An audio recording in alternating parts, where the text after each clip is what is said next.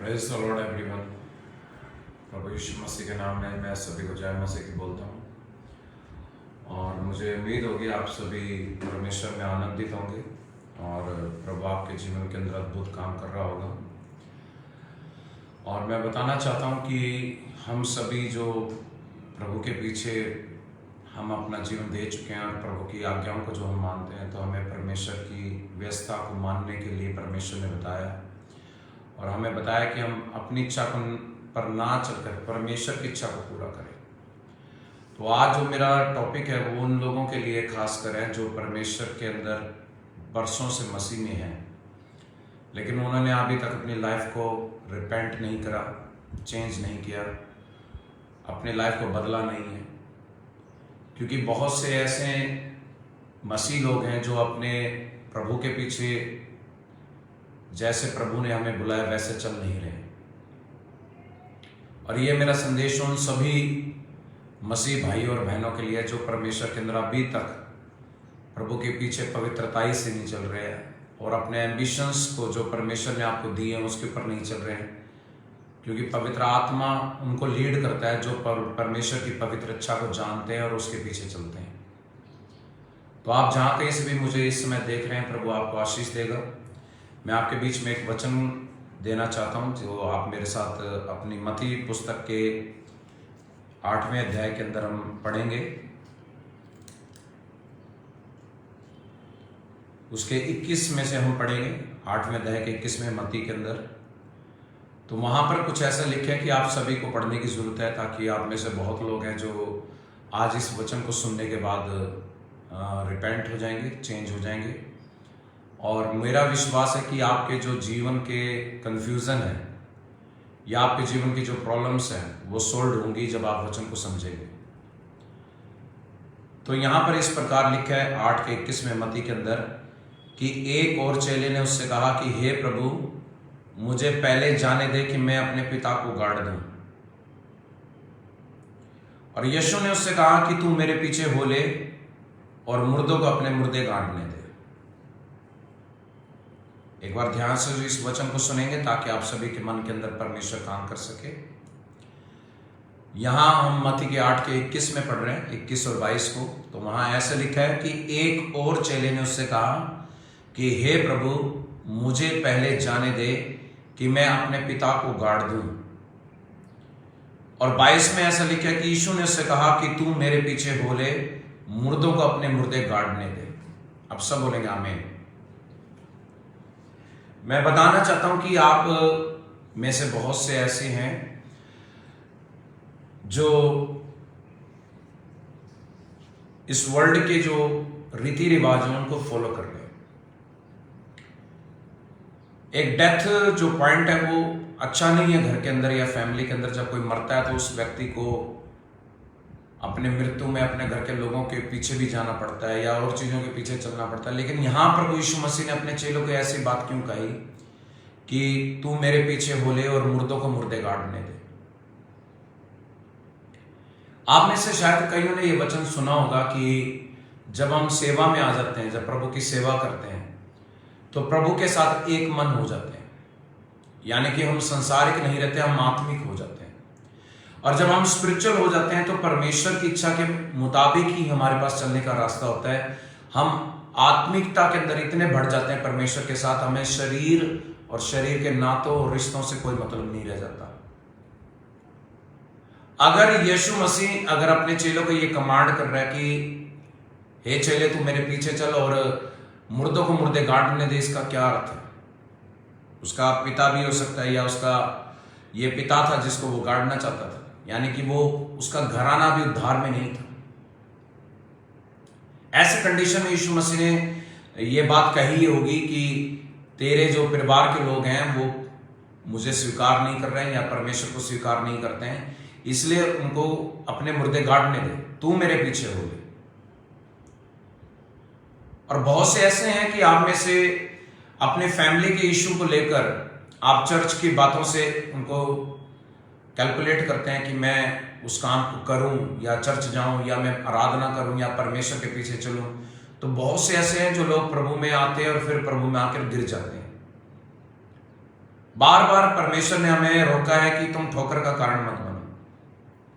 आज ठोकर का कारण क्या है? आप खुद सोच के देखिए कि अगर परमेश्वर ने आपको एक बड़े कामों के लिए चुना, आपको बड़ी सेवकाई के लिए चुना, या आपको परमेश्वर ने आपको वरदान दिए, आपको आत्मिक फल दिए कि आप लोगों को बचाए, और आप वो चीजें यूज ना करें, उस टैलेंट को यूज ना करें, या उस काम को आप ना करें जो परमेश्वर ने आपको सौंपा है, तो फिर आपका जो जीवन है वो परमेश्वर की नजर में व्यर्थ है। जब हम यूहन्ना के 15 अध्याय में पढ़ते हैं तो वहां पर ऐसा लिखा है कि यूहन्ना जब सुसमाचार जब लिख रहा था तो यूहन्ना ने इस बात को लिखा था कि यीशु मसीह ने कहा कि दाखलता मैं हूं, किसान मेरा पिता है, और जो डाली है वो तुम हो। अगर डाली दाखलता में बनी रहेगी तो ही फल सकती है। अगर कोई डाली नहीं बनी रहेगी तो उसको काट दिया जाएगा और उसको आग में झोंक दिया जाएगा।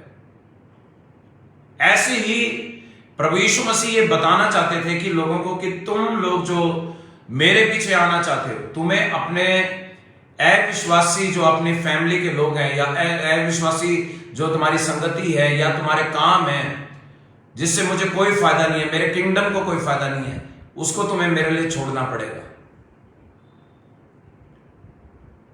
पवित्र वचन ये बताता है कि हमें अपने आप को दीन करना है, अपने आप को नम्र करना है, इतना कि हम परमेश्वर के पीछे चल सकें। लेकिन आज ऐसा हो रहा है कि लोग मसीहत में तो आ गए, लेकिन वो अपनी इच्छा को लेकर प्रभु के पीछे चल रहे हैं, जो वचन के अनुसार बिल्कुल गलत है। आपको अगर कोई लिफ्ट करता है, आपकी कोई हेल्प करता है प्रभु में बढ़ने के लिए, और आप अपनी मर्जी से घर के फैमिली के कारणों से या अपने किसी रीजन से आप बढ़ना ना चाहें, तो इसमें फॉल्ट परमेश्वर का नहीं है, इसमें फॉल्ट आपका है। ऐसे बहुत लोग हैं जो परमेश्वर में आने के बाद भी, एक अच्छी संगति मिलने के बाद भी बढ़ते नहीं है। और प्रभु यीशु ने ये बात बहुत पहले बताई थी कि बहुत से ऐसे आएंगे जो कहेंगे मैं आपको अपना प्रभु मानता हूं, आपको मैं प्रभु जानता हूं, लेकिन उनके कर्मों से, उनके बोलने से और उनके कर्मों से वो मसीह नहीं होंगे। मसीहत का मतलब ये नहीं है कि आपने अपने मुंह से जय मसीह बोल दिया, या आप एक टाइम प्रेयर कर रहे हैं और बाकी आप शिक्षा को मानते नहीं है, तो आप मसीह नहीं है। बाइबल साफ बताती है कि वहां उस कंडीशन के अंदर जहां ये कंडीशन अभी हम देख रहे हैं, वहां यीशु मसीह ने ऐसा क्यों कहा उसको कि तू मेरे पीछे हो ले और मुर्दों को अपने मुर्दे गाड़ने दे। इसका आत्मिक अर्थ क्या मतलब है? What is the spiritual meaning of that? मुर्दों को मुर्दे गाड़ने का क्या मतलब है? मुर्दों को मुर्दे गाड़ने का मतलब यह है कि तूने तो मुझे पाया है, और तू, अब यीशु कह रहा है अपने चेलों को, अब तू मेरे पीछे हो ले। ये जो संसारी काम है, जब इंसान एक मर चुका है और उस मरने के ऊपर जब किसी व्यक्ति के मरने पर सारे परिवार रोता है, जीते जी उसकी शायद कदर करते नहीं है बहुत से लोग, जीते जी वो प्रभु के पास व्यक्ति आता है या नहीं आता है, तो मरने के ऊपर बहुत लोग रोते हैं, पीटते हैं अपनी छातियां और कहते हैं कि अगर जिंदा होता तो ये होता वो होता, लेकिन जब वो जिंदा था तो उसको गलत कहा जा रहा था या उसके बारे में ब्लेम किया जा रहा था। तो जो ये संसारिक रीति रिवाज हैं ये सही नहीं है। इस बारे में यीशु मसीह ने खंडन किया और उसने ये बात समझाई कि तुम चेलो मेरे पीछे चलो, तुम्हें संसारिक बातों को फॉलो नहीं करना है। अगर संसार में लोग पापी लोग हैं और पापी लोगों की तुम मृत्यु के ऊपर जा रहे हो और तुम उनके लोथों के ऊपर रो रहे हो और उनके मरने के ऊपर तुम रो रहे हो मसीह होकर, तो तुम मेरे चेले नहीं हो। यहां तक कि यीशु ने उसके पिता के मरने के ऊपर भी उसको कहा कि तू अपने घर के लोगों को भेज जो मुर्दा है, जो मुझे मानते नहीं है, वही मुर्दे गाड़ लेंगे तुझे, लेकिन तुझे मेरे पीछे चलना है। लेकिन आज वो क्या है, आज लोग बहाना बनाते हैं, संडे का दिन है, आराधना का दिन है, लेकिन उस दिन किसी फलाना मामा या चाचा की लड़के की शादी है या लड़की की शादी, वहां जाना जरूरी है क्योंकि वो भी तो एक लौता है। आपके लिए आराधना इंपॉर्टेंट नहीं होगी कई लोगों के लिए। उनको लगता है कि अगले नेक्स्ट वीक हम चले जाएंगे। लेकिन कईयों को ये नहीं पता कि every Sunday it is a special for you. ये आपके लिए एक स्पेशल डे है जो परमेश्वर ने आपके लिए सब्त का दिन ठहराया कि तुम उस दिन परमेश्वर को पवित्र जानकर वो दिन के दिन तुम परमेश्वर के सामने अपने भेंटे लेके जाओ और उसका भय मानते हुए उसकी आराधना करो और अपने पिता की उन शिक्षाओं को ग्रहण करो जो तुम्हारे लिए दी जाती है। लेकिन ऐसा आजकल देखने को कहां मिलता है कि लोगों के पास आज 100 तरह के बहाने बनाते हैं कि हमें तो चर्च में जाने की जरूरत नहीं है, हमारे पास बहुत रीजन है, हमें अपना घर देखना है, हमें अपने बच्चे देखना है, हमें अपनी फैमिली देखनी है। अगर आप सभी लोग जो मसीह होकर ऐसा करेंगे तो फिर परमेश्वर में होने का कोई अर्थ नहीं रह गया। क्योंकि वहां पर हमने पढ़ा कि जब वहां पर यीशु ने भी उसको जवाब दिया कि तुम मेरे पीछे हो ले और मुर्दों को मुर्दे गाड़ने दे। इट इज मीन जो संसारिक रीति रिवाज है वो दूसरे लोगों को फॉलो करने दो, क्योंकि तुम लोग जब मेरे पीछे हो ली हो तो प्रभु के पीछे चलो, और जब मेरे पीछे हो ली हो तो फिर मेरे पीछे चलने का अर्थ यह है कि तुम अपने आप से अपना इनकार करो और अपना क्रॉस उठा लो और मेरे पीछे हो लो। आज लोगों के पास चर्च में सेवा करने के लिए कोई समय नहीं है, बोलने के बाद भी अपने चर्च में सेवा नहीं करते हैं लोग, लेकिन अपने घर की चीजों को बहुत संभाल के रखेंगे, अपने घर के काम करेंगे। ये कौन सा तरीका है? जो प्रभु का भवन है, चाहे उसकी चर्च है, वो किसके लिए? प्रभु के कामों के लिए रखी गई। अगर आज सेवक और सेविकाएं जो अपने आप को प्रभु का सेवक और सेविकाएं बोलते हैं, या कोई बोलता है कि मैं सेवक हूं, सेविका हूं, तो वो अगर परमेश्वर के कामों को कर रहा है, हल अपने हाथ पर रखकर आगे चल रहा है, अगर वो काम वो करना छोड़ दे तो यहोवा उससे प्रसन्न नहीं होगा। क्योंकि परमेश्वर ये चाहता ही नहीं, ये प्रभु की इच्छा ही नहीं है कि कोई मैं किसी का जीवन बदलूं और मैं उसको उद्धार दूं, उसकी लाइफ को चेंज करूं और उसको करने के बाद वो व्यक्ति पीछे हटे। ये परमेश्वर को अच्छा नहीं लगता है। और यही प्रभु ने वचन के द्वारा हमें समझाया। इसी के 9वें अध्याय के अंदर हम 9 के 9 में पढ़ते हैं इसी में, तो वहां लिखा है, वहां से जब आगे बढ़कर यीशु ने मती नामक एक मनुष्य को महसूल की चौकी पर बैठे देखा तो उससे कहा कि मेरे पीछे हो ले। वह उठकर उसके पीछे हो लिया। अब ये जब वचन हम पढ़ते हैं तो आपने एक बात को नोटिस करा होगा कि यहां पर मती एक टैक्स कलेक्टर है, एक टैक्स इनकम टैक्स ऑफिसर है। इतनी बड़ी पोस्ट पर है, इतना अमीर व्यक्ति है, यह गरीब व्यक्ति नहीं है। लूका को देखते हैं तो लूका एक डॉक्टर है। यहां अगर हम मती को देखते हैं तो मती एक टैक्स इंस्पेक्टर है या टैक्स कलेक्टर है, एक बहुत बड़े ओहदे पर है। और जब यीशु मसीह उसके पास जाते हैं तो वहां पर यीशु मसीह उनको कहते हैं, मती को देखकर उसकी स्पिरिट को पढ़ लेते हैं, उसके मन को पढ़ लेते हैं और पढ़ने के ये बात कहते हैं कि तू मेरे पीछे हो ले, तू मेरे पीछे हो ले। आप इसका मतलब समझते हैं? अगर आज ये जो ऑनलाइन अभी मुझे जो लोग देख रहे हैं, अगर आपको पर्सनली परमेश्वर ऐसे कहे कि तू मेरे पीछे हो ले, तो आप में से ऐसे कितने लोग हैं जो अपना घर बार, अपना परिवार छोड़कर प्रभु के पीछे चलेंगे? आज लोगों को सेल्फिश जो उनकी लाइफ है उसके कारण परमेश्वर उन पर दया तो कर रहे हैं, लेकिन वो समझ नहीं पा रहे हैं कि परमेश्वर हमारे ऊपर क्या करना चाहता है। परमेश्वर का एक प्लान है, उसका ये प्लान है कि हर एक व्यक्ति परमेश्वर के राज्य में पवित्रता से प्रवेश करे और बुरे कामों को छोड़कर, स्वार्थी जीवन छोड़कर, शारीरिक जीवन छोड़कर आत्मिक जीवन को स्वीकार करके परमेश्वर की आत्मा से भरकर प्रभु के राज्य में चले और अपने आप का इनकार करे। लेकिन हो क्या रहा है? आज ये हो रहा है कि हर सेकंड या थर्ड पर्सन को अपनी प्रेयर करवानी है। प्रेयर आपकी पूरी हो जाएगी, आपके सारे मसले हल हो जाएंगे, लेकिन उसके बाद क्या? सेवा कौन करेगा? सेवा के लिए कोई नहीं आना चाहता। आज प्रभु के काम करने के लिए कोई आगे बढ़ना नहीं चाहता। If somebody has the want to the blessings, अगर कोई अपने जीवन में ब्लेसिंग्स चाहता है और परमेश्वर ने उसको सेवा के लिए चुना है, तो फिर वो व्यक्ति सेवा के बिना ब्लेस नहीं हो सकता। आप में से कई लोग हैं जो ऐसा सोचते हैं कि मैं बस प्रे करूंगा और कोई मेरी प्रे करे, मुझे सब कुछ मिल जाए, मुझे कुछ ना करना पड़े। बाइबल के अनुसार ये बिल्कुल व्यवस्था अनुसार नहीं है। आपने अगर अपना जीवन परमेश्वर को दिया तो आपने एक बात को नोटिस नहीं करा कि परमेश्वर आपसे क्या चाहता है। आप सभी को कुछ ना कुछ परमेश्वर से चाहिए, लेकिन आपसे भी तो परमेश्वर को कुछ चाहिए। वो क्या चाहिए आपने कभी पूछा अपनी प्रेयर में? आज हर किसी के जीवन में परमेश्वर का एक योजना है, प्लान है, और जब तक वो प्लान के ऊपर, ट्रैक के ऊपर वो व्यक्ति नहीं आएगा, तब तक परमेश्वर उसको ब्लेस नहीं कर सकता। अगर हर एक व्यक्ति अगर मसीह बनकर अपने स्वार्थ में फंसा रहेगा, फिर सेवा कौन करेगा? कौन व्यक्ति आएगा जो परमेश्वर के कामों को करेगा?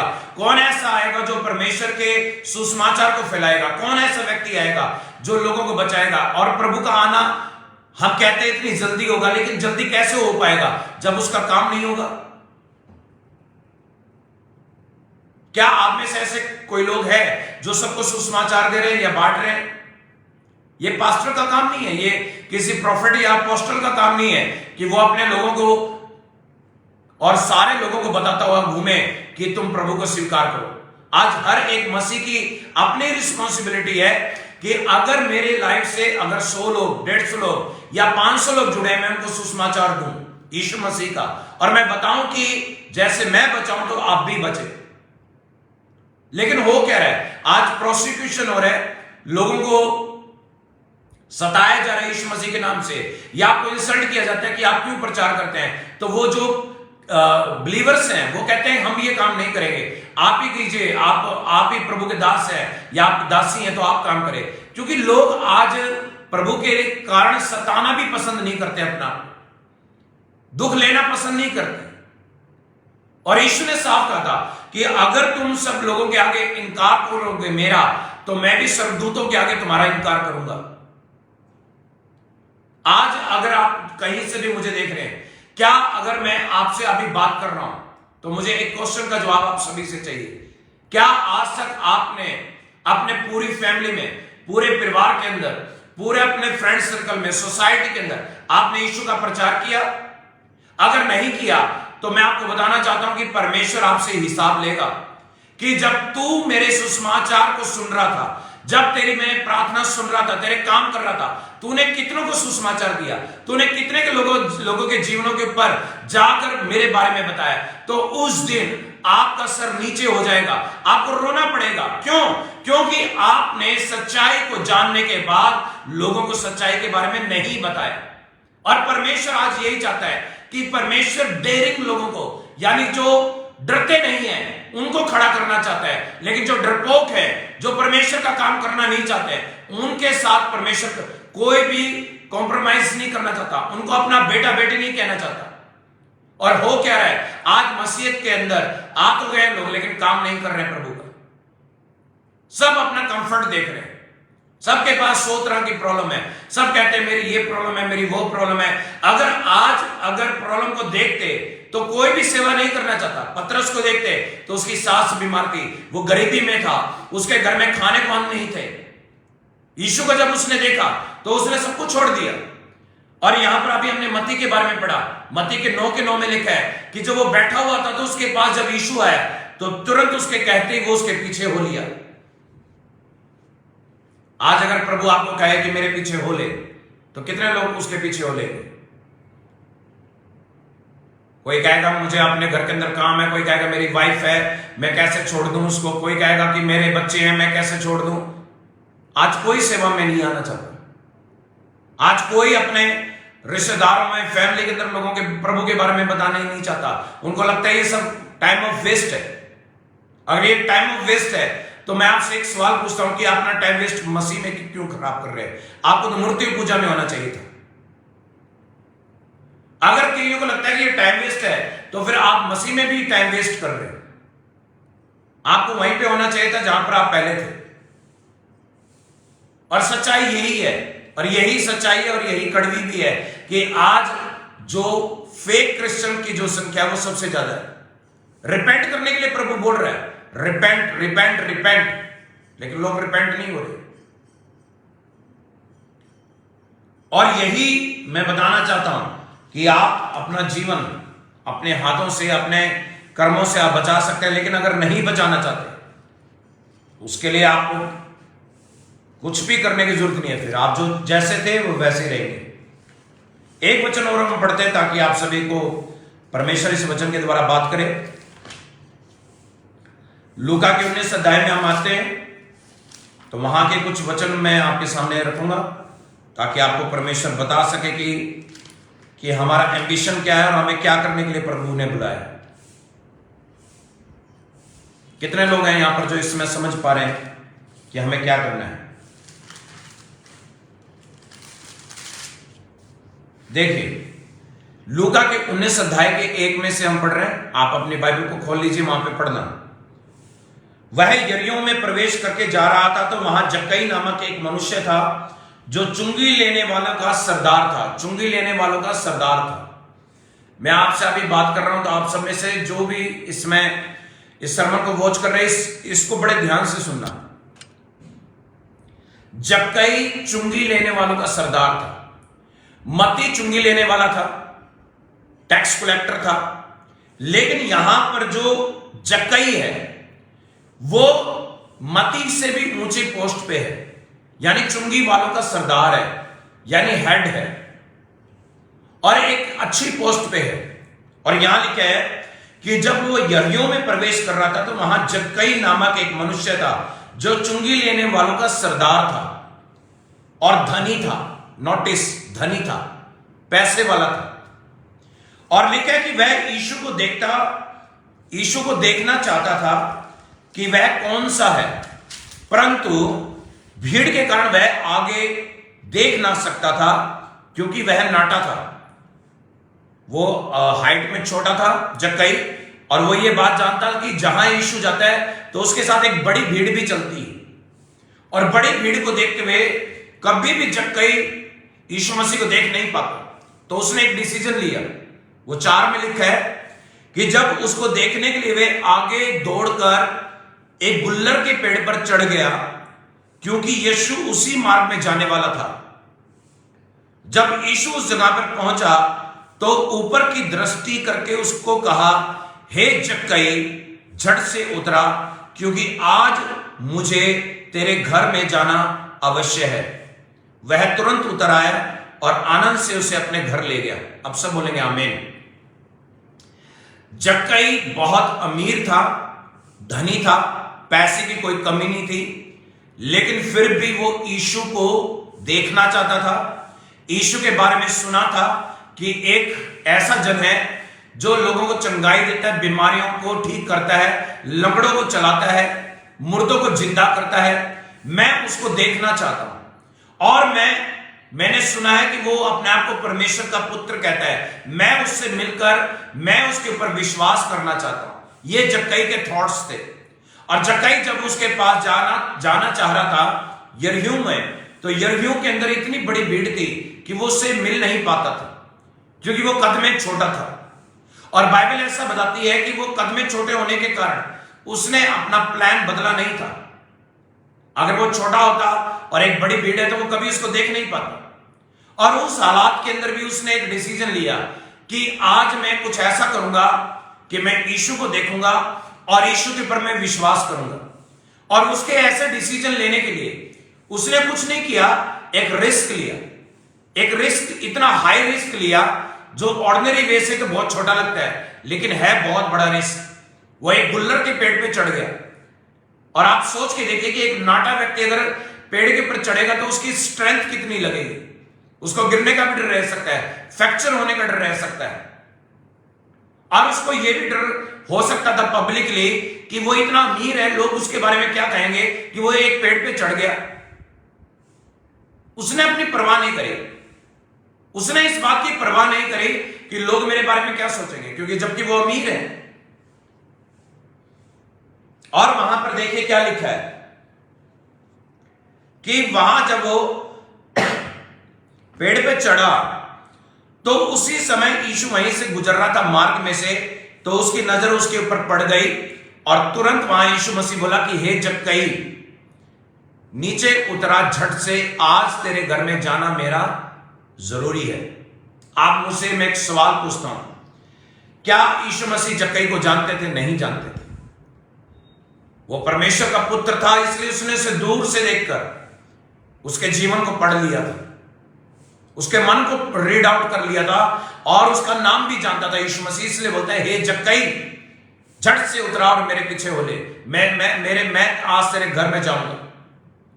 और जब वहां पर जक्कई उसको अपने घर में लेके गया तो आप सोचिए कि उसने क्या किया होगा। साथ में लेकर यह देखकर सब लोग कुड़कुड़ाने लगे और वह तो एक पापी मनुष्य है और यहां जहां से उतरा है। जक्कई ने खड़े होकर प्रभु से कहा कि हे प्रभु, देख मैं अपनी आधी संपत्ति कंगालों को दे देता हूं। यदि किसी का कुछ मैंने अन्याय करके ले लिया है तो उसे मैं चौगुना फेर दूंगा, चौगुना फेर दूंगा। आप में से कई लोग इस वचन को सुन रहे होंगे जो आज अमीर होंगे, गलत रीति से पैसा भी कमाया होगा अमीरों ने।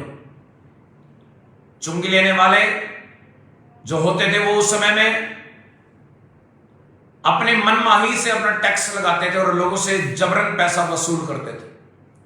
तो जक्कई वो एक ऐसा व्यक्ति था जो अपने नीचे पता नहीं कितने लोग उसके काम करते थे, उनसे जबरन पैसा लेता था। और बाइबल यहां कहती है कि जब उसने यीशु को देखा तो यीशु ने बोला जक्कई, झट से नीचे उतरा, आज तेरे घर जाना मेरा जाना अवश्य है। इसका मतलब उसके घर में आज परमेश्वर जाना चाहता था। और उस व्यक्ति ने यह भी नहीं सोचा कि मैं आज इसको अपने घर ले जाऊंगा और मैं अपनी आधी संपत्ति बांट दूंगा। उसको यह भी नहीं पता था। क्यों? क्योंकि वो जब पहली बार आया देखने के लिए, ऊपर चढ़ रहा था उसको मिलने के लिए, तो वो एक ऑर्डिनरी, एक ह्यूमन या एक ऑर्डिनरी पर्सन उसको समझ रहा था। लेकिन जैसे उसने यीशु को देखा, यीशु ने उसकी ओर देखा, तो तुरंत वहां पर पवित्र आत्मा जक्कई के ऊपर उतर आया और जक्कई की जो अपनी इंटरनल फीलिंग थी पाप वाली, वो उसी समय खत्म हो गई। उसने यीशु को देखती प्रभु के रूप में उसको स्वीकार कर लिया। और जैसे यीशु बोला कि आज मैं तेरे घर में चलूंगा, तो आप सोच के देखिए एक पापी व्यक्ति जब अपने घर में किसी मैन ऑफ गॉड को या पास्टर को अपने घर में बुलाता है, या आज कोई अपने घर में संगति कराता है, तो अपने घर में प्रभु को बुलाता है। और जब प्रेयर करने के लिए उसने बुलाया या अपने घर के तरफ जब बुलाया यीशु मसीह को, तो यीशु मसीह उसके घर में गया तो उसने सबसे पहले काम क्या किया? अपना सारा धन की आधी संपत्ति उन कंगालों को दे दी जिनसे उसने जबरन लिया था। उनको 4 गुना उनको लौटा दिया। और 4 गुना लुटाने का क्या मतलब है? 4 गुना लुटाने का मतलब यह है कि परमेश्वर का वचन उसने पूरा किया कि तब किसी अधर्म से पैसा मत जबरन लेना, अधर्म से कभी अपने घर को मत भरना। उसने वहां से अपने आप को हम्बल दिखाया प्रभु यीशु के आगे। और बाइबल ऐसा बताती है कि यीशु ने जब उसके ऐसे स्वभाव को देखा, तब वहां पर 9 में ऐसा लिखा है, तब यीशु ने उससे कहा कि आज इस घर में उद्धार आया है, आज इस घर में उद्धार आया है। यानी कि परमेश्वर इस बात से खुश हुआ कि जक्कई ने रिपेंट किया है, गलत काम छोड़ दिए, अधर्म से जो पैसा कमाया था जिन लोगों से, उन्हीं को वापस 4 गुना लौटा दिया। इस बात से यीशु मसीह इतने खुश हुए कि उन्होंने आशीष दिया जक्कई के जीवन को भी और उसके घर को भी कि आज इस घर में उद्धार आया है। उद्धार का मतलब कि ये घर ब्लेस हो गया है। आज मैं यही मैसेज आप सभी को देना चाहता हूं कि अगर आप मन ना फिराएंगे तो आप नाश हो जाएंगे, आप अपनी अभिलाषाओं में फंसकर मर जाएंगे। लेकिन अगर कोई व्यक्ति प्रभु को जानकर सच्चाई से पीछे चले उसके, तो अपने आप से अपने आप का इनकार करे और अपने सारे असंसारिक चीजों को छोड़कर और परमेश्वर के पीछे चलने लगे, तो परमेश्वर की आत्मा उसके जीवन पर दया कर उसके सारे पापों को क्षमा कर एक पवित्र आत्मा से भरा हुआ संपूर्ण जीवन देगा। और इसलिए हम बुलाए गए हैं कि हम और हमारा घराना और हमारे लोग हैं वो बचाए जा सके। आज हम कहते हैं कि हम बचने के लिए बुलाए गए। आप सोच के देखिए क्या बचना है? बुरी आदतों से बाहर आना है, गंदे पापों से बाहर निकल के आना है, अपने तौबा करनी है सच में परमेश्वर के आगे। उसका एक योजना है कि मैं किसी को इस्तेमाल नहीं कर सकता जब तक वो अपने पापों से मन नहीं फिराएगा। और आज कितने लोग हैं कि पाप को डिफेंड करने में लगे हुए, पाप करते हैं, छुप के करते हैं, 10 दिन पवित्र रहेंगे, 11 दिन फिर पाप करेंगे, 5 महीने पवित्र रहेंगे, उपवास करते रहेंगे, फिर 10वें महीने फिर पाप करेंगे। पाप को जड़ से निकालने का एक ही रास्ता है, रोज पवित्र वचन को पढ़ना और उसको मनन करना। शरीर की रोटी आप सभी खाते हैं, लेकिन आत्मा की रोटी कितने लोग खा रहे हैं? कितने आप में से ऐसे लोग हैं जो रोज परमेश्वर के वचनों को इतना गंभीर लेके मान रहे हैं कि ये मेरे जीवन का रास्ता है, प्रभु ने मुझे बुलाया है, मैं रिपेंट हूंगा, मैं अपने पापों में फंसकर नहीं मरूंगा, मैं दलदल में नहीं फंसूंगा, मुझे परमेश्वर ने नया जीवन देने के लिए बुलाया है। और जब आप ये अंगीकार करते हैं और जब परमेश्वर के पीछे चलते हैं, तब परमेश्वर आपके रास्तों को खोलता है। लेकिन कई लोग हैं जो पापों के अंदर बंधे पड़े हैं, प्रिटेंडिंग कर रहे हैं, हाइपोक्रेसी कर रहे हैं, लोगों के सामने कुछ और है, अपने घर में कुछ और है। जो सत्य के मार्गों में चलता है उसको दुख तो उठाना पड़ता है, लेकिन उसका छुटकारा यहोवा करता है। आज परमेश्वर आप लोगों को छुड़ाना तो चाहता है, लेकिन कई लोग हैं जो छूटना नहीं चाहते, कई लोग हैं जो पाप को छोड़ना नहीं चाहते, कई लोग हैं जो जिनको पाप इतना प्यारा लगता है कि वो नरक में जाना मंजूर है।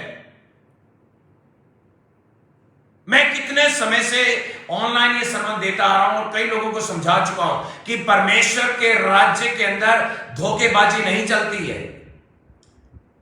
आज लोग परमेश्वर को मूर्ख समझते हैं कि हम जब आशीष चाहिए होगी तो किसी मैन ऑफ गॉड से प्रेयर करवाएंगे या थोड़े दिन तक पवित्रता की एक्टिंग करेंगे और परमेश्वर से ले लेंगे और परमेश्वर हमें दे देगा और पाप वहीं के वहीं रहेंगे, वहीं करते रहेंगे। आप क्या पागल समझते हैं? परमेश्वर को मूर्ख समझते हैं? उसने सारी सृष्टि को बनाया, वो दूर से देख के बता सकता है कौन क्या है, वो दूर से देख के बता सकता है कि किसके मन में क्या चल रहा है। और मैं आपसे एक सवाल करता हूं कि अगर रिपेंट नहीं हुआ, अगर बदलाव नहीं हुआ तुम्हारी जिंदगियों में, अगर बदलाव तुमने किया ही नहीं, तो फिर मसीह बनने का क्या फायदा? क्योंकि अन्य जाति भी तो वही कर रही है, वो भी पाप नहीं छोड़ती है और वो एक्टिंग वो भी करते हैं, वो भी कहते हैं कि हम अपने देवी देवताओं को मानते हैं, लेकिन वो पाप तो स्वभाव से ही करते हैं। तो मसीह में बनने का क्या फायदा जब आपने पाप ही करना है? यीशु ने कभी यह नहीं कहा कि मैं पाप से घृणा नहीं करता। यीशु ने लोगों के स्वभाव को देखा और उसने कहा कि मुझे इसलिए भेजा गया कि तुम्हारे पापों को मैं अपने कंधों पर लेकर, इस बोझ को लेकर सारे जगत का तुम लोगों को बचा सकूं। और उसने एक मिसाल पैदा की कि कोई भी व्यक्ति अगर आज मुझ पर विश्वास कर ले तो बचाया जा सकता है। क्या कोई यहां पर कोई है आप में से जो पापों से फ्री हुआ है? अगर हुआ है तो कोई मुझे कमेंट करके बताए। टोटली फ्री हुआ है, सेल्फ डिलीवर्ड हुआ है, या परमेश्वर की आत्मा ने उसको डिलीवर्ड किया है, या पूरी तरह से आजाद हुआ है? मुझे एक शख्स कोई बताए यहां पर। मैं 20 लोगों को देख रहा हूं कि जो टोटल फ्री हुआ है, आप पाप में उसका जीवन नहीं है, सालों से नहीं है, बहुत सालों से पवित्र है। कोई यहां पर एक जन मुझे बताए, क्योंकि आपको पता होना चाहिए कि जब तक आप पवित्र आत्मा से परिपूर्ण नहीं होंगे और पवित्र आत्मा की खोज नहीं करेंगे, पवित्र आत्मा यानी परमेश्वर के राज्य की खोज नहीं करेंगे, आप कभी सेफ नहीं हो सकते। आप कितने एफर्ट्स कर ले, आप कितनी अपने जोर को लगा लें, आपको परमेश्वर स्वर्ग के अंदर नहीं ले सकता। उसका एक रूल है, एक उसकी अथॉरिटीज है कि वो पापी को अपने स्वर्गीय राज्य में प्रवेश करने नहीं देगा। हर तरह का पाप माफ है, लेकिन पवित्र आत्मा की निंदा करना ना तो इस लोक में ना परलोक में माफ है। आज परमेश्वर के दास को लोग सिंपल लेते हैं कि इसका मजाक उड़ा लेते हैं, इसके बारे में गलत कहते हैं। आपको पता है कि पवित्र आत्मा जिस मनुष्य के अंदर से होकर बात करता है वो प्रभु का दास है या दासी है। अगर आप उसको जजमेंट करते हैं, अंडर एस्टिमेट करते हैं, तो आप भी पाप कर चुके हैं। और ये पाप ना तो इस धरती पर माफ होगा ना स्वर्ग में माफ होगा। इसलिए मैं कहता हूं कि अपने आप को जांचो। दाऊद एक जगह कहता है कि मैं परमेश्वर रोज मेरी भोर के समय से पहले मेरी आवाज तेरे कानों में पड़ेगी। और उसने ये शब्द कहा, और ये शब्द कहा उसने कि हे यहोवा मुझे मेरे पाप चिता दे, मेरे पाप मुझे चिता दे कि मैं क्या पाप करता हूं। प्रभु का वचन कहता है कि खुद वो इतना दीन और दरिद्र होकर प्रभु के सामने प्रार्थना करता रहा दाऊद, और अपनी कमियों के पर ध्यान देता रहा, और उसने अपना आप को शुद्ध रखा, क्योंकि वो जानता था कि बिना शुद्ध हुए बिना आप कभी भी आप अपने जीवन में बड़े सामर्थ्य काम नहीं देख सकते, मिरेकल नहीं देख सकते, ब्लेसिंग्स नहीं देख सकते, आशीषें नहीं देख सकते, घर के अंदर शांति नहीं देख सकते, पैसों में बढ़ोतरी नहीं देख सकते। यह सब तब होगा जब आप अपने अंदर जितनी भी कमियां हैं उनको दूर नहीं करेंगे। मुझे पता है कि आप में से कई लोग ऐसे हैं जो परमेश्वर के अंदर आ तो गए, प्रभु कह के मान तो रहे, लेकिन वो अभी तक शिक्षा से प्रेम नहीं कर रहे। अगर नीति वचन के 3:1 में पढ़ते हैं तो वो ऐसा लिखा है कि जो मेरी शिक्षा से प्रेम नहीं करता और सुनकर भूल जाता है तो वो दंडित होता है, वो दुख उठाएगा। लेकिन अगर कोई मेरी शिक्षा को सुनकर, खुद यहोवा कहता है मेरी शिक्षा को सुनकर भूलता नहीं है और अपने दिल की पटियों पर उसको लिखता है, अपने गले का हार उसको बनाता है, तो वो मनुष्य का भी और परमेश्वर का भी दोनों का अनुग्रह पाएगा। इसका मतलब क्या हुआ कि जब आप वचन को याद रखते हैं, आप उसको दिल में जगह देते हैं, आप उसको जीते हैं, वचन को पूरा करने के लिए आप दिन रात प्रार्थना करते हैं, चलते रहते हैं उन वचनों पे, तो परमेश्वर आपको मनुष्य का भी प्रेम देगा और अपना भी प्रेम आपको देगा। उसका यही प्लान है कि आपकी लाइफ को वो टोटली ब्लेस करना चाहता है। और वो तभी हो सकती है जब आप जितने भी जन हैं वो सब के सब वचनों को याद रखें अपने दिल में, अपने माइंड में। जब एक व्यक्ति बाइबल पढ़ने के बाद याद नहीं रख सकता वचन को, इसका मतलब है कि वो प्रभु के साथ कनेक्ट नहीं है। वचन ही बेस है आपका। हर एक जो टॉप क्लास जितने भी मसीह लोग हैं दुनिया में, उनका बेस वर्ड ऑफ गॉड है। अगर वर्ड ऑफ गॉड उनके ऊपर काम तभी करेगा जब वो वर्ड ऑफ गॉड अपनी लाइफ में वो अप्लाई कर रहे हैं, याद रखते हैं और कोई भी मिस्टेक नहीं करते हैं। लेकिन कई लोग हैं जो वचन को सुन रहे हैं, पढ़ रहे हैं, याद नहीं करते हैं। क्यों नहीं याद रखते? वो क्यों नहीं? उन्हें बुद्धि का आत्मा नहीं मिला, क्योंकि उन्होंने कभी भी वचन को गंभीर लिया ही नहीं। उनको लगता है कि परमेश्वर का वचन सुनना काफी है और उसी से ब्लेसिंग आ जाएगी। नहीं, वचन सुनना काफी होता तो इतने सालों से जिनको वचन सुनाया जा रहा है वो ब्लेस क्यों नहीं हुए? कितने सालों से मैं ऑनलाइन वचन दे रहा हूं, कितने लोग ब्लेस हुए? पूछो उनसे। ब्लेस वो होता है जो वचन सुनने के बाद भूलता नहीं, याद रखता है और उनके ऊपर चलता रहता है, यह सोचकर कि मुझे वचन इसलिए मिला है कि मुझे यहोवा को प्रसन्न करना है, मुझे परमेश्वर को खुश करना है। और परमेश्वर तभी खुश होगा जब मैं वचन को फॉलो करूंगा। और जब आप वचन को फॉलो करते हैं तो प्रॉब्लम तो आएगी, 100% प्रॉब्लम आएगी। जो वचन को फॉलो नहीं करते हैं उनके लाइफ में कोई प्रॉब्लम नहीं, लेकिन जो वचन को फॉलो करते हैं उनको फेसिंग करनी पड़ती है प्रॉब्लम्स को, डेविल को फेस करना पड़ता है, टेम्पटेशंस को फॉलो करना पड़ता है। परीक्षा इतनी ज्यादा आएंगी सच्चाई पे चलने के कारण, आपको दुख ही दुख नजर आएंगे। और ये होता है, ये इसलिए होता है क्योंकि वचन में लिखा है कि जो तुम्हारे ऊपर मेरी पवित्र आत्मा आया है वो इसलिए आया है कि ताकि तुम्हारी परीक्षा ले सके।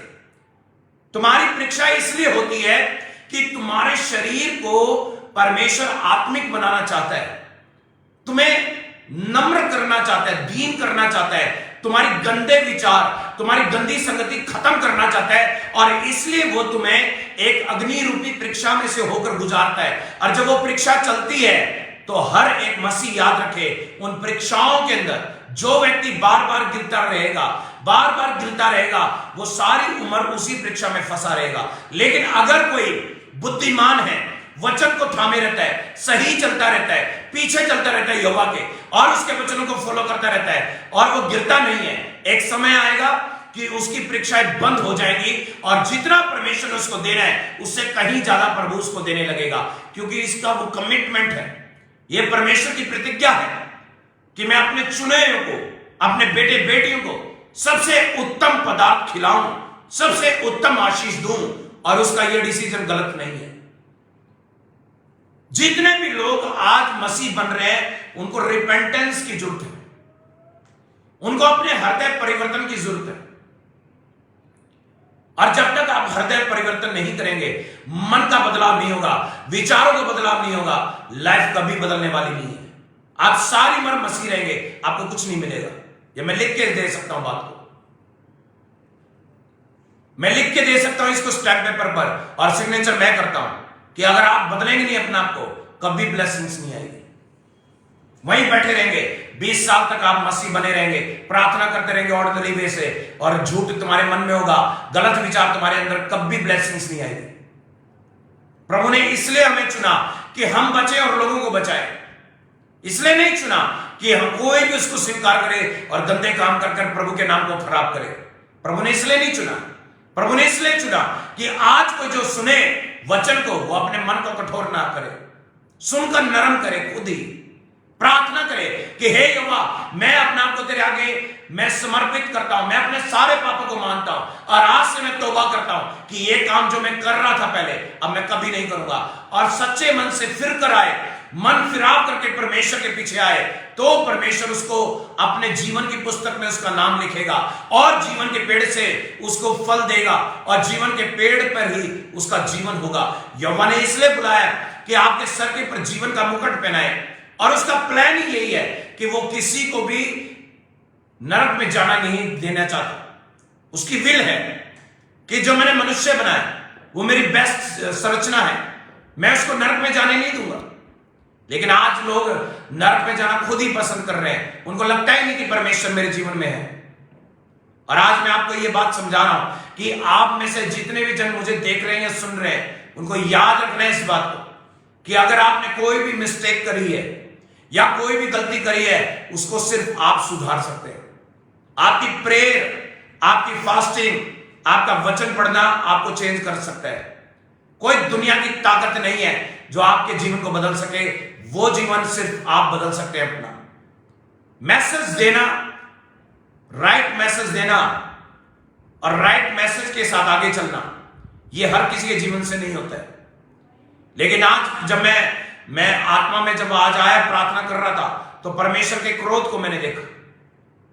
प्रभु का आत्मा मुझे बोला कि लोग आज अपनी मर्जी से चलते हैं, अपनी मर्जी से कुछ भी करते हैं और कहते हैं कि यहोवा ने मुझे आशीष नहीं दी।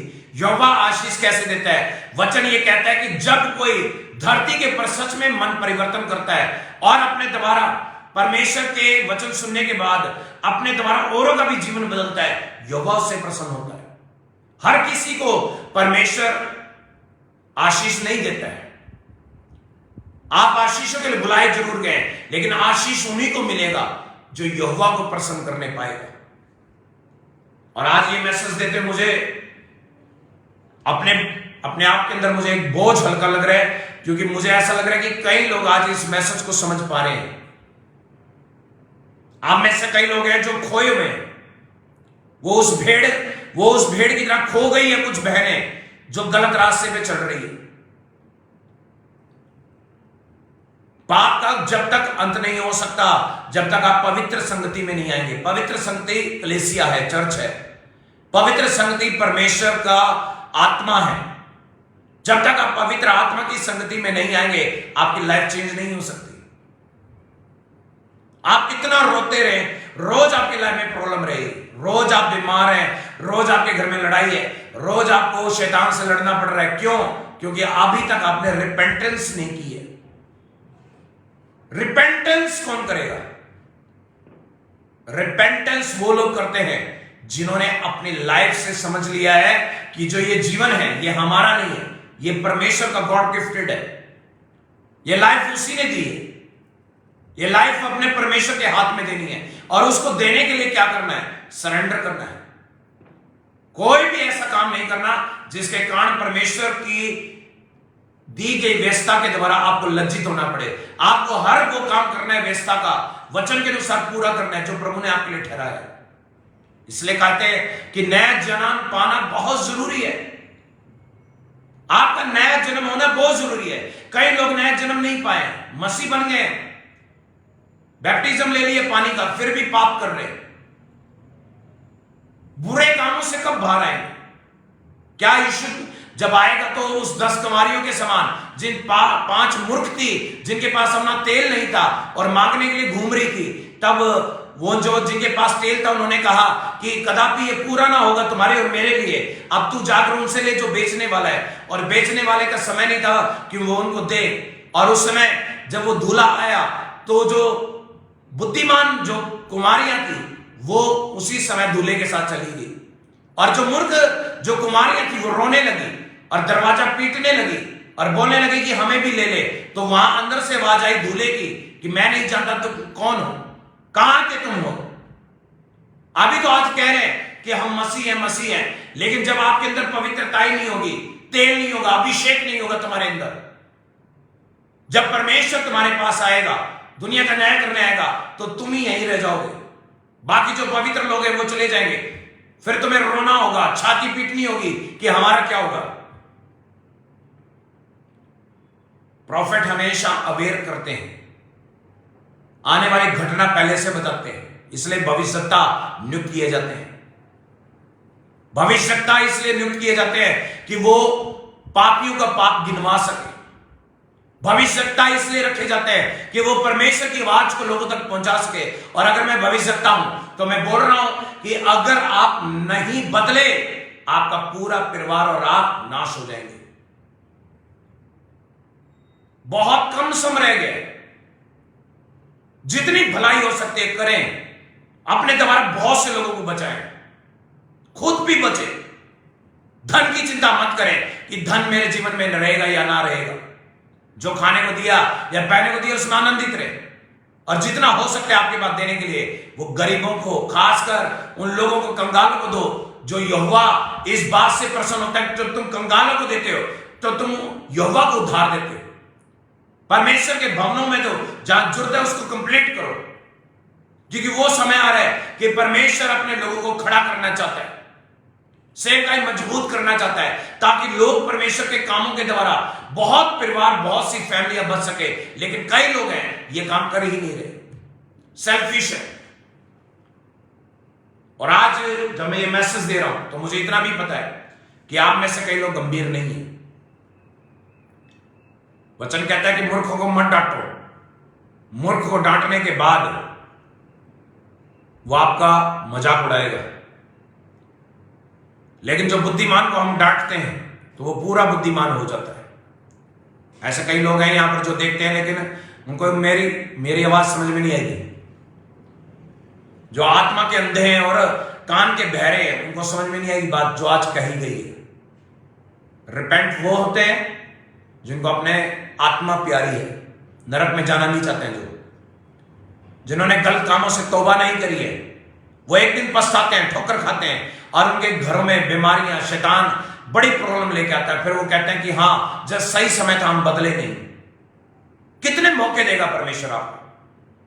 आज किसी सिस्टर ने मुझे कहा कि परमेश्वर तो हर बार मौका देता है। नहीं, पवित्र आत्मा हर बार मौका नहीं देता।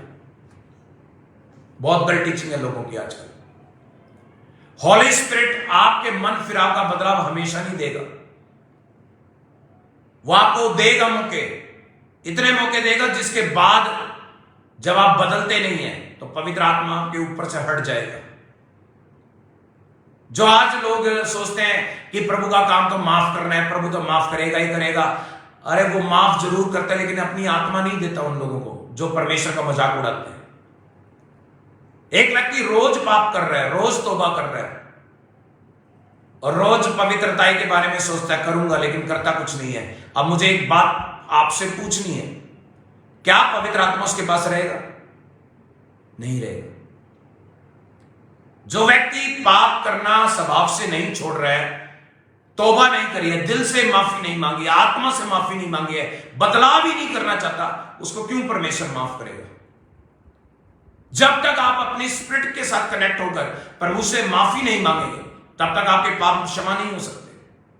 और पवित्र आत्मा भी जो दिया जाता है वो इस कंडीशन में दिया जाता है कि आप सुधर सके, चेंज हो सके। लेकिन कोई चेंज होना ही नहीं चाहता, बदलना ही नहीं चाहता, फिर उस कंडीशन में पवित्र आत्मा कब तक उस पर रहेगा? छोड़ के चला जाएगा उसको। और यही लोगों की एक बहुत बड़ी मिस्टेक है। उनको लगता है कि परमेश्वर हमें बार बार चांस देगा, बार बार कभी भी प्रभु चांस नहीं देता। मैं कोरे कागज पर इस बात को लिख के दे सकता हूं। आप में से कई लोग मिसगाइडेड हैं, गलत टीचिंग सुनते हैं कहीं से। पवित्र आत्मा कोई नौकर नहीं है, आपका नौकर नहीं है पवित्र आत्मा कि जब आप पाप करें, आपने माफी मांग ली और आपने बुला लिया तो वो आ गया। Holi spirit is not your servant. आपका नौकर नहीं है यीशु मसीह। और लोगों ने ऐसे ही करके है, जब कहेंगे, कई लोग कहते हैं कि मैं बैप्टिज्म इसलिए नहीं लेना चाहता, मैं दारू जब तक नहीं, दारू का मैंने पूरा मजा लेना है। कई लोग बैप्टिज्म नहीं लेते हैं कि मुझे व्यभिचार का आनंद लेना है पूरा। और जब वो बैप्टिज्म लेने जाते हैं, बैप्टिज्म लेने के बाद भी वही लोग पाप करते रहते हैं। क्यों करते रहते हैं? क्योंकि उन्होंने परमेश्वर को जांचा। जब वचन सुनो तब भी बैप्टिज्म लेना चाहिए। और जो लोग बैप्टिज्म लेने में लेट हो जाते हैं, उन्होंने परमेश्वर को हल्के में ले लिया। और जब बैप्टिज्म लेट लिया, फिर पवित्र आत्मा का जो अभिषेक मिलता है वो मिल ही नहीं सकता, क्योंकि पवित्र आत्मा उनके ऊपर उतरता है जिन्होंने परमेश्वर की बातों के ऊपर मन लगाया। आज आप में से जितने भी जन मेरे साथ हैं, याद रखिएगा कि परमेश्वर की परीक्षा कभी मत लेना। ठोकर के अलावा कुछ नहीं मिलेगा। और जब बार बार आप ठोकर खाएंगे तो आपको कोई सुधार नहीं सकता। आपका हार्ट पत्थर के समान हो जाएगा। यहेजकेल की पुस्तक के 36 के 26 में ऐसा लिखा है कि आपका हृदय अगर पत्थर की तरह हो गया तो यहोवा की आत्मा ही उसको मांस रूपी हृदय बना सकती है और कोई नहीं बना सकता। लेकिन यहोवा का आत्मा किसके ऊपर आता है? पवित्र आत्मा किसके ऊपर आता है? जो पवित्र वचन को इंपॉर्टेंस देगा, रोज उसको मेडिटेट करेगा, ये कहेगा कि मेरे जीवन की रोटी है, ये मेरी आत्मा की रोटी है, तब परमेश्वर उसकी लाइफ में चेंज करेगा। अदरवाइज नहीं कर सकता। प्रभु का वचन कहता है कि मैं बाहर की सुंदरता नहीं देखता हूं, मैं मनों को जांचने वाला परमेश्वर हूं। अब आप सोच के देखिए, मन ही आपका अगर पाप में दबा हुआ है, पाप में फंसा हुआ है, आप पाप में से निकल ही नहीं है अभी तक, तो ये जो बाहर की जो हाइपोक्रेसी है, प्रिटेंडिंग है, लोगों को बोलना कि मैं मसीह हूं और पाप अभी तक छूटा नहीं है, अपने आप को जांच के देखिए कि कौन से स्टेप पे खड़े हैं आप क्या कर रहे हैं मसीह में आके। आज जो मसीहत है वो बदनाम किस लिए? आपको पता है, उन लोगों के कारण है जो अभी तक सुधरे नहीं है। कोई एक 10 साल पुराना मसीह भी पाप नहीं छोड़ता। उन्हीं को देखकर जो नए मसीह बनते हैं वो कभी नहीं बदलेंगे। जो पुराने मसीह वही गलत है, तो नई मसीह कहां से सच्चे बनेंगे? और यही हो रहा है आज। पुराने लोग ही गंभीर नहीं है और आने वाले कहां से गंभीर होंगे? इसलिए वो समय आ रहा है जब परमेश्वर अपने लोगों का न्याय करेगा। सबसे पहले शुरुआती भेड़ों से होगी। याद रखना इस शब्द को। वो तो न्याय का दिन है, लेकिन अभी भी परमेश्वर न्याय कर रहा है उन लोगों के जीवन में जो गलत चल रहे हैं। उनको इतना भारी दंड मिलेगा। जब यीशु ने एक 38 साल के रोगी को चंगाई दी थी तो उसको कहा था कि अब पाप मत करना, नहीं तो इससे भी भारी विपत्ति तुझ पर आ पड़ेगी। 38 साल से रोगी था। आप सोच के देखिए, यूहन्ना के 5वें अध्याय में लिखा है कि वो व्यक्ति पापी होते हुए भी, पाप में बीमार हो गया, पैरालाइज पेशेंट हो गया और मंजी के ऊपर लेटा है।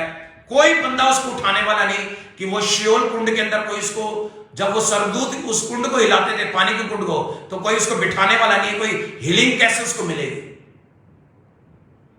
हीलिंग मिल ही नहीं सकती थी उसको, क्योंकि उसने इतने गंदे काम किए होंगे, इतने पाप किए होंगे कि जिस पाप के कारण और गंदे कामों के कारण उसकी लाइफ इतनी स्पॉइल्ड हो गई है, खराब हो गई है। पैसा भी नहीं है, घर के लोग भी उसके साथ नहीं है, मित्र भी नहीं है उसके साथ, और वो एक मंजी के ऊपर लेटा हुआ है, बस वेट कर रहा है कि वो पानी हिले और मुझे कोई उसमें बिठा दे, लेकिन उसको उठाने वाला कोई नहीं।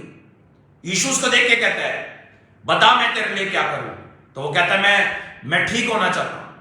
तो यीशु ने कहा कि उठ और चल, अपनी खाट उठा और चल। इतना कहते वो चलने लगा। और उसके बाद यीशु ने कहा कि ध्यान रखियो, अब पाप मत करियो। आप सोच के देखें प्रभु की कितनी बड़ी दया है कि डिलीवरेंस मिली, और डिलीवरेंस मिलने के बाद वार्निंग दी यीशु ने कि आप पाप मत करियो, नहीं तो आगे से इससे भी बड़ा भयानक और इससे भी बड़ी ज्यादा प्रॉब्लम तुझे आ जाएगी। बड़ी प्रॉब्लम कब आती है?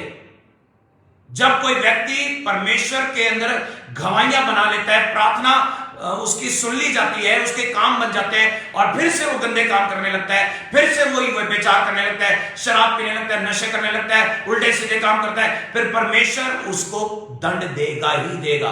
और दंड देने के लिए वो खुद नहीं आएगा, दुष्ट आत्माओं को भेजता है, परमिशन देता है शैतान को, जा कुछ भी कर। कई लोग कहते हैं कि शैतान के अथॉरिटीज कौन परमिशन देता है? वो खुद यीशु मसीह है।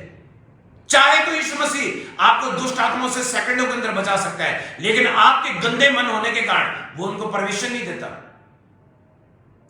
जब कोई व्यक्ति गंदे काम कर रहा है, बुरे कामों में फंसा हुआ है, तौबा की नहीं है, परमेश्वर उसको होली स्पिरिट क्यों दे? होली स्पिरिट आपका नौकर नहीं है, सर्वेंट नहीं है। मैं फिर बोल रहा हूं, वो बेशकीमती परमेश्वर का दान है, गिफ्ट है। बाइबल कहते हैं कि तुमने पवित्र आत्मा का दान पाया है, सबसे उत्तम दान। मनुष्य को सबसे ऊंचा दान पवित्र आत्मा का दान मिला है, और यह दान उनको मिलता है जो उसकी कदर करते हैं, जो उसकी रिस्पेक्ट करते हैं, पवित्रता का मतलब समझते हैं, परमेश्वर के पीछे चलने का अर्थ समझते हैं। यह उनको मिलता है, यह उनको नहीं मिलता है जो बार बार पाप पे पाप, पाप पे पाप, कभी कह रहे हैं कि हम शुद्ध हैं, कभी कहते हैं हम पाप कर रहे हैं, उनको नहीं मिलेगा। हॉली स्पिरिट इसलिए लोगों को नहीं मिलती है क्योंकि वो अपने मन से पवित्र नहीं होते। और आज मेरा ये मैसेज उन लोगों के लिए है जिनका मन फिराव अभी तक नहीं हुआ। इस मैसेज को बार बार सुनना, चेक करना अपने आप कि हीलिंग बड़ी है या पाप क्षमा होना बड़ा है। हम में से कई लोग कह रहे होंगे कि प्रॉफिट जी आएंगे आज प्रेयर करते हैं। नहीं, प्रेयर करने से भी बड़ी चीज है मन का बदलाव। मन बदल गया, आप स्वर्ग में जाएंगे। लेकिन अगर आपका मन नहीं बदला और आपने मुझसे प्रेयर करवा के हीलिंग पा ली या डिलीवरेंस पा ली, वो कोई किसी काम की नहीं है। थोड़े दिन बाद फिर प्रॉब्लम आएगी क्योंकि मन तो बदला नहीं। अब जब इंसान का किसी का मन नहीं बदलता तो वो लगातार नर्क से जुड़ा रहता है, शैतान से जुड़ा रहता है। और जिसका मन बदल गया, जिसका लाइफ ही पूरी बदल गई, वो व्यक्ति हेवनली है, उसको परमेश्वर ने अपने साथ जोड़ लिया। और जब तक आप परमेश्वर से जुड़ेंगे नहीं, प्रेयर का कोई फायदा नहीं। ना प्रेयर बेनिफिट दे सकती है, ना किसी का जीवन बदल सकती है, जब तक वो व्यक्ति खुद पाप क्षमा अपने हृदय से ना मांगे।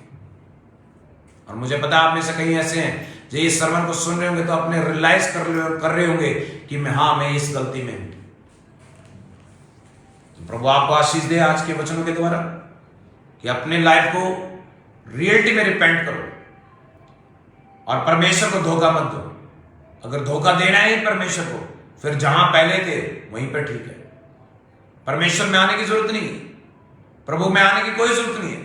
जैसे तुम पहले स्वभाव से पाप करते थे, मूर्तियों के पीछे चलते थे, वहीं चलना ठीक है। क्योंकि ऐसे बहुत लोग हैं जो प्रभु में आ तो गए लालच के कारण, लेकिन पाप उनको अच्छा लगता है, पाप छोड़ते नहीं। उन लोगों के लिए क्या है, क्या वचन दिया जाएगा? जो वचन बाइबल में लिखा है उसके अलावा कोई वचन ही नहीं है। और उन वचनों को अगर वो समझते नहीं है, इसका मतलब उनको कुछ समझ में नहीं आ रहा है। वो परमेश्वर को जांच रहे हैं, वो खुद चाहते हैं कि हमें दंड दे परमेश्वर। और जब परमेश्वर दंड देगा फिर वो कहेंगे कि परमेश्वर तो बहुत कठोर है। परमेश्वर बार बार आपको चांस देता है बदलने का, लेकिन जब भी नहीं बदलते फिर दंड आता है। इसलिए आज ये वचन आपको जीवन में काम करे आप सभी के। और मैं जाने से पहले एक ही बात कहूंगा, कल रविवार का दिन है, आराधना का दिन है। आप सभी अपनी चर्चों में जाकर प्रार्थना करें, अपने मन को बदलें और प्रार्थना करें अपने परिवारों के लिए, अपने घर के लोगों के लिए और अपने लिए कि परमेश्वर हम सभी को बचाएं। आपके दूसरे आगमन से पहले हम सबको तैयार करें, हमें तैयार करें कि हम तैयारी में रहें, कि हम कोई भी ऐसा कार्य ना करें जिसके कारण हम लोग रह जाए यहां पर या हम नरक में जाए। वो काम हम ना करें। रिपेंट करने के लिए प्रार्थना करो अपने जीवन के लिए, और जब तक मन नहीं बदलेगा तब तक कोई भी कार्य आपके जीवन में सफल नहीं हो सकता। तो गॉड ब्लेस यू। प्रभु आप सभी को आशीष दे। सभी को जय मसीह। आमीन।